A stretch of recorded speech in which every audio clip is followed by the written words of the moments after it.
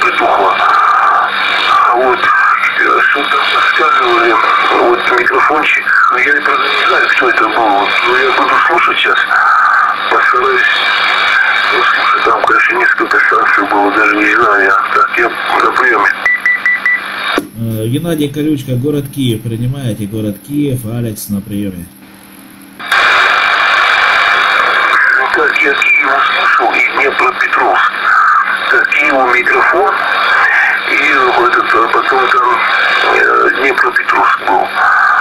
Так, оба друг на друга примерно одинаковый сигнал был. Ну, сейчас посмотрим. Киев, микрофон, есть Колючки, Геннадий, Абхазия.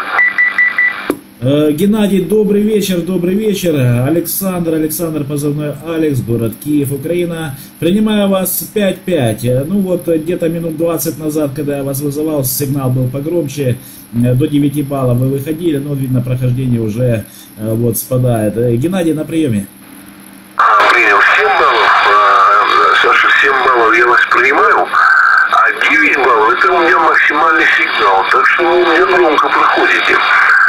Сигнал высокочастотный, на ухо хорошо ложится, разборчиво, все прозрачное, так что все прекрасно, Саша, вам беспокоиться нечем. Я посетил прохождение, потому что он меня курсом беседовал, сначала так громко шел, а потом, кажется, ну вообще на ноль упал, я его уже год не слышал, хотелось, конечно, пообщаться с ним, поэтому попросил.